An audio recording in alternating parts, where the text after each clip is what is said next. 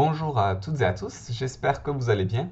Aujourd'hui, nous allons continuer notre cours d'enseignement moral et civique en parlant de l'enfant. Donc, nous avions vu la fois précédente que l'enfant a des droits mais aussi des devoirs en France et dans l'ensemble des pays du monde. Ça, c'est notamment défendu par la Convention internationale des droits de l'enfant, la CIDE, et par une grande organisation qui s'appelle l'UNICEF. Il faut savoir, puisque nous avons aussi parlé à cette occasion de maltraitance, qu'en France, il existe un numéro vert, c'est-à-dire un numéro gratuit qui s'appelle le 119, que n'importe qui peut contacter, qu'il s'agisse d'un enfant qui est en danger ou de quelqu'un qui a un ami, un voisin, qu'il sait être en danger. Mais voilà, le 119, c'est le numéro pour l'enfance en danger. N'oublions pas, comme nous l'avons vu dans la vidéo de témoignages étudiés la semaine dernière, qu'un enfant meurt tous les 5 jours sous les coups d'un proche ou d'un membre de sa famille. Un enfant tous les 5 jours en France. Donc c'est vraiment dramatique et ça interroge aussi du coup notre capacité à nous comporter en tant que citoyens, c'est-à-dire à faire en sorte que ces enfants, on les aide, on s'en soucie comme s'il s'agissait des nôtres. Alors, aujourd'hui, une deuxième partie intitulée « L'enfant, un futur citoyen ». Alors ça peut sembler étrange parce que nous avions déjà vu la fois précédente que l'enfant n'est pas un citoyen. C'est-à-dire que vous avez une nationalité, vous pouvez même en avoir deux. Si par exemple votre père est allemand et votre mère est française, vous pouvez avoir la nationalité française et allemande. On ne peut pas aller au-delà de 2 nationalités, mais on peut avoir au moins 2 nationalités au maximum. Eh bien, à partir du moment où vous avez 18 ans, il n'y a pas de démarche particulière à faire, mais à partir du moment où vous avez votre majorité, 18 ans, eh bien, vous obtenez la citoyenneté française. Alors, quelle est la grande différence finalement entre ceux qui n'ont pas la citoyenneté et ceux qui l'ont? Eh bien, c'est essentiellement un droit qui est le droit de vote. Cependant, eh bien, les jeunes, ça va peut-être vous étonner, mais ils peuvent déjà s'impliquer en politique, en participant notamment à ce qui s'appelle les conseils municipaux des jeunes. Vous voyez la ville de Pessac ou la ville de Carcassonne, ici, pas très loin de chez nous, qui organisent des conseils municipaux des jeunes. Alors ce n'est pas obligatoire, hein. À Castres, il y en a plus depuis longtemps de conseil municipal des jeunes, mais c'est quand même une initiative qui a émergé dans un certain nombre de villes, qui est en train de reprendre un peu d'intérêt en ce moment, et dont le but en fait et de développer le sens du civisme des enfants, de faire des actions en faveur de l'environnement ou du vivre ensemble. Vous voyez là une affiche qui a été réalisée par le conseil municipal des enfants pour que les gens arrêtent de se garer sur les trottoirs et laissent les piétons tranquilles. Donc vous voyez, ça fonctionne comme n'importe quel conseil municipal, il y a des porte-noms, des bouteilles d'eau et les enfants à tour de rôle peuvent prendre la parole pour faire des propositions. Alors, comme dans tout conseil municipal, pour y accéder, il faut être élu. C'est ce qu'on va ici. Il faut donc se faire élire. Et pour se faire élire, ça ressemble un petit peu à une élection de délégués, c'est-à-dire que l'on propose des idées. On porte un projet. Ça, c'est important, le processus démocratique, que ce soit pour les jeunes ou pour des adultes, eh bien on ne vote pas pour une personne en fait, on vote pour des idées. C'est-à-dire que si vous avez quelqu'un qui est vraiment votre ami, mais que vous pensez qu'il va se comporter comme un mauvais délégué, ou que ses idées pour le conseil municipal des jeunes de votre ville, elles ne vous intéressent pas, eh bien même si c'est votre ami, vous n'avez pas forcément à voter pour lui. En revanche, s'il y a une personne que vous n'appréciez pas trop, mais dont vous savez que ses idées sont bonnes et dont vous partagez son engagement, par exemple, vous habitez en bord de mer et cette personne dit qu'elle veut nettoyer régulièrement les plages et vous adorez aller à la plage et vous trouvez qu'elles sont très sales, et bien même si cette personne vous l'appréciez pas forcément, et bien vous pouvez voter pour elle. Et ça, c'est une preuve de maturité. C'est-à-dire que moi, très franchement, à la dernière élection présidentielle, je ne vais pas vous dire pour qui j'ai voté, mais j'ai voté pour une personne qu'à titre personnel, je n'apprécie pas. Je trouve que c'est pas une personne très intéressante. Mais il me semblait que son programme était le meilleur. Donc j'ai voté pour son programme, même si la personne en soi ne m'intéressait pas trop. Vous voyez? Donc ça c'est important, quand on est citoyen, de se dire œuvrons pour des idées plutôt que pour des personnes. Donc vous voyez là, dans le document 3, des exemples d'idées d'une candidate à Rueil-Malmaison, dans la banlieue parisienne, qui souhaite organiser plus de séjours et de stages pendant les vacances pour les jeunes, ajouter plus d'installations sportives, installer un bowling et un laser game, créer une carte jeune pour des tarifs privilégiés, améliorer les transports vers les collèges et lycées pour ne plus être en retard. Donc on voit un programme qui effectivement concerne particulièrement les jeunes. Et donc véritablement, ces conseils municipaux des jeunes, ils sont vécus comme une passerelle finalement entre l'enfance et le futur citoyen, la future citoyenne. C'est ce que nous dit le document 6. Le conseil municipal des jeunes doit permettre de découvrir le fonctionnement de la démocratie, de pratiquer le civisme et la citoyenneté et d'appliquer les valeurs républicaines. Il permet aux jeunes de participer à la vie locale par l'élaboration de projets collectifs, la préparation et la réalisation d'actions concrètes. Il développe l'expression de la jeunesse et crée une passerelle entre les élus et l'ensemble des jeunes citoyens. La municipalité peut ainsi mettre en œuvre des projets cohérents en direction de la jeunesse. Vous voyez que là, il y a le maire, qui est représenté ici par l'écharpe tricolore, et qui est présent au conseil municipal des jeunes. L'idée étant que, peut-être que si la mairie veut faire quelque chose pour la jeunesse, le mieux, ça reste peut-être encore de demander leur avis aux jeunes. Donc voilà, les conseils municipaux des jeunes, un exemple de mesures mises en œuvre pour développer le sens du civisme. Le civisme, c'est-à-dire avoir conscience de ses devoirs envers son pays et les respecter. Et c'est très concret, ça peut vraiment toucher à, comment dire, la vie politique de la commune concerne les enfants. Même si vous ne pouvez pas voter aux élections municipales pour le conseil municipal et le ou la maire, regardez ici, là, dans la commune de Murat, à la demande de l'association des parents d'élèves de l'école, ils ont accepté de donner 1 500 € pour l'organisation d'un voyage à Paris pour les CM1, CM2 qui avaient remporté un concours. Donc, tout ça pour vous dire que souvent on résume la politique finalement à l'élection présidentielle, mais il y a tout un tas d'autres élections en France, tout un tas d'autres personnes qui sont élues, ça peut être dans les conseils municipaux, dans les conseils départementaux, qui ont aussi un impact sur votre vie de tous les jours. Par exemple, le ramassage scolaire, lui, il est organisé par le conseil départemental. Les livres qui vous sont offerts en lycée, les élèves ne paient plus leurs livres, ils sont offerts. Ça, c'est le conseil régional de la région Occitanie qui leur offre.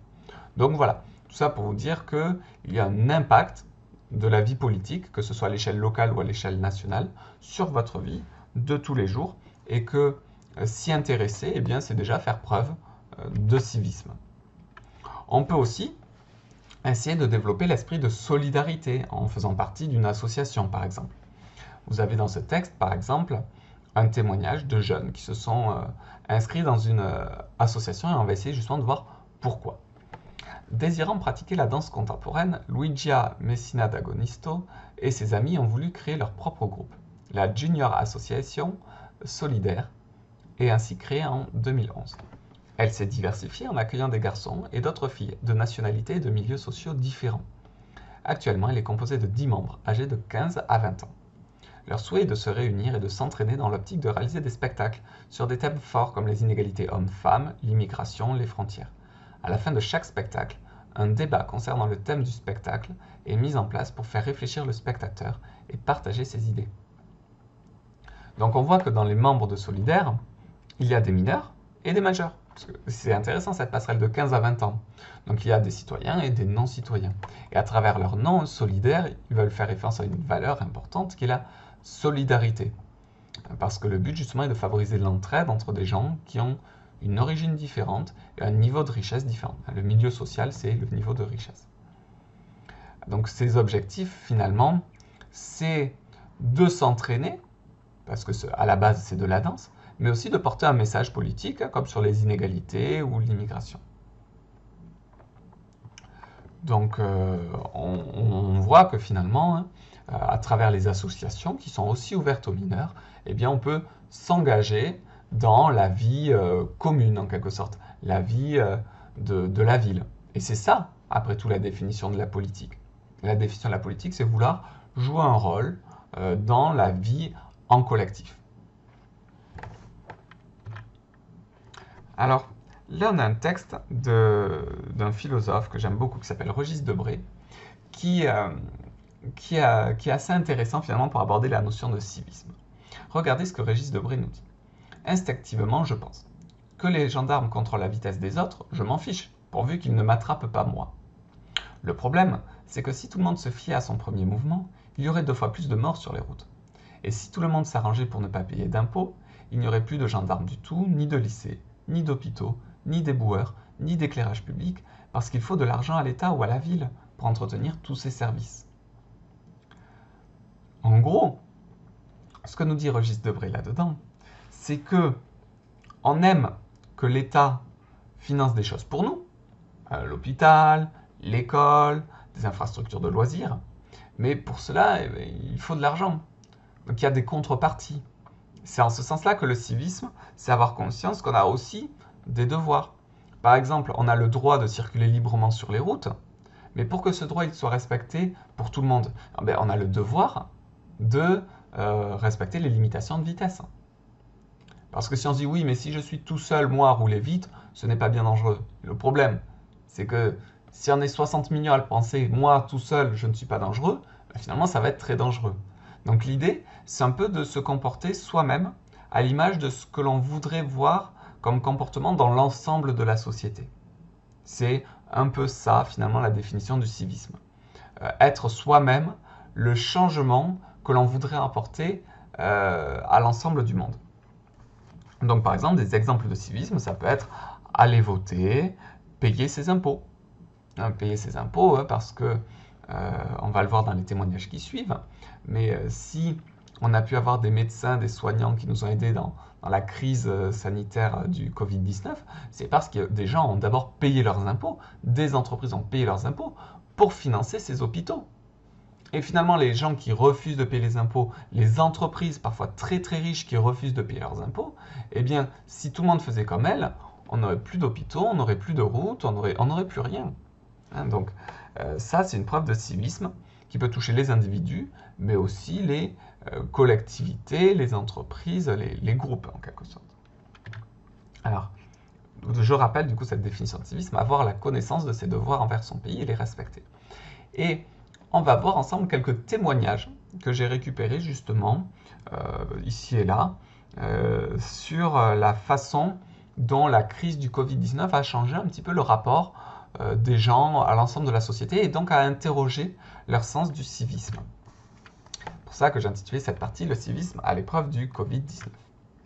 Alors regardez ce que dit Axel. « Je trouve que le Covid-19 a montré plus de belles que de mauvaises choses. Pour ma part, j'ai décidé de limiter ma consommation et d'acheter majoritairement des produits fabriqués en France.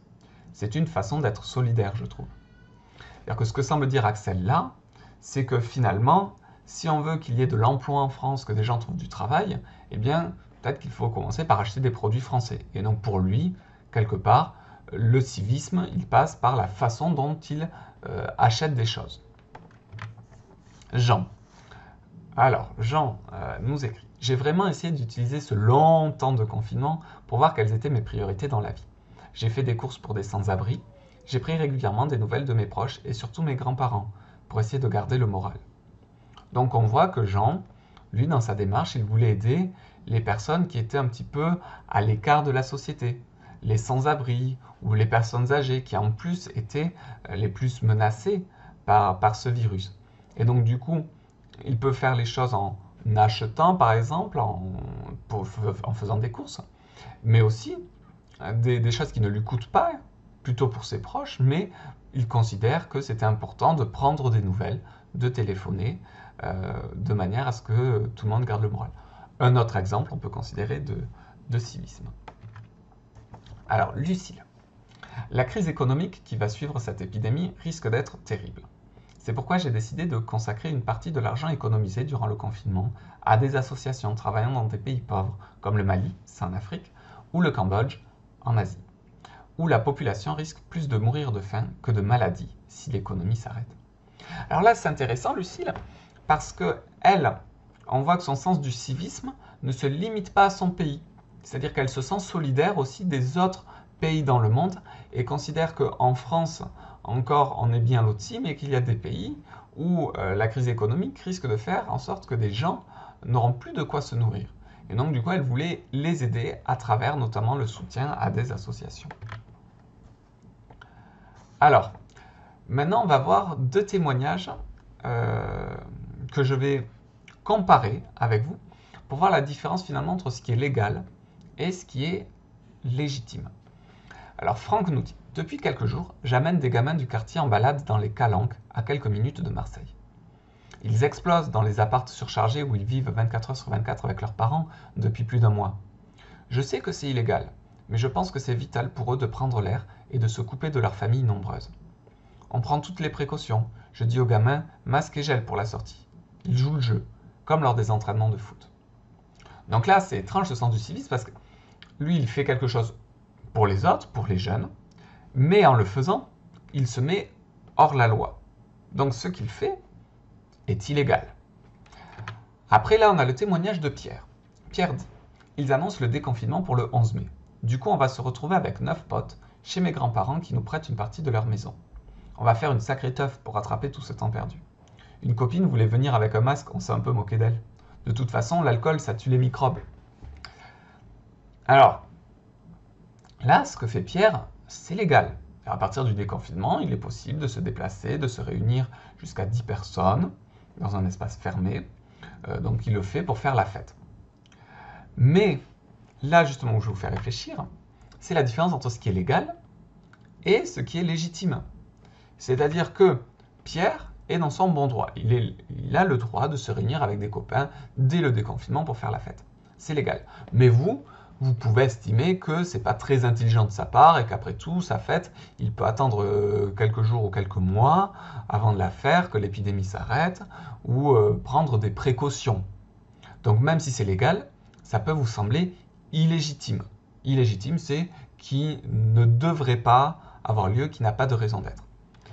Alors que Franck, c'est illégal, il n'a pas le droit de partir plus d'1 heure de chez lui par jour et de partir en groupe, mais ça peut vous sembler légitime, ça peut vous sembler juste qu'il aille promener des jeunes qui sont les uns sur les autres dans des appartements où ils vivent mal le confinement. C'est en ce sens-là finalement que souvent dans l'enseignement moral et civique, on se questionne sur faut-il choisir ce qui est légal ou ce qui est légitime. Alors, très souvent, quand on obéit aux lois, on fait aussi des choses qui sont légitimes. Mais il peut arriver que parfois une loi vous semble injuste. Alors, ça c'était particulièrement le cas, par exemple, lors de la Seconde Guerre mondiale. La loi vous disait en France qu'il fallait dénoncer vos voisins s'ils hébergeaient des juifs pour que ces juifs soient arrêtés par la police. Ça, c'était la loi. Mais vous, ça pouvait vous sembler injuste qu'on arrête des gens uniquement parce qu'ils soient juifs et donc que vous souhaitiez les cacher. En ce sens-là, vous faites ce qui vous semble être juste, ce qui vous semble être légitime, même si c'est illégal. C'est ce qu'on appelle comme concept la désobéissance civile. C'est le fait de désobéir aux lois parce qu'on pense que la loi n'est pas du côté de ce qui vous semble juste. Mais c'est un questionnement moral, parce que ce qui peut vous sembler légitime à vous, peut ne pas sembler légitime à votre voisin. Et c'est en ça que c'est compliqué. C'est-à-dire, ce n'est pas une excuse, une fois que vous êtes arrêté par la police, de dire « oui, j'étais dans l'illégalité, mais moi, ça me semblait légitime ». Peut-être, mais le policier, lui, est là pour faire respecter la loi. Et c'est pas parce que vous, ça vous semble légitime que ce sera légitime pour tout le monde. Alors que ce qui est légal, c'est légal pour tout le monde. La loi est la même pour tous. Alors que la légitimité, on est dans quelque chose de personnel, quelque chose qui relève de votre morale. D'où la nécessité d'en parler en cours de enseignement moral et civique. La morale, nous avons chacun une morale un petit peu différente. Donc l'idée, c'est de se questionner pour faire ce qui nous semble être juste. Alors une dernière notion qui est à distinguer de civisme, c'est la civilité. La civilité, ce n'est pas exactement la même chose. Se comporter avec civilité, c'est finalement respecter les règles favorisant le vivre ensemble. Ne pas jeter ses déchets par terre, respecter les règles de politesse. Voilà, c'est ça, faire preuve de civilité.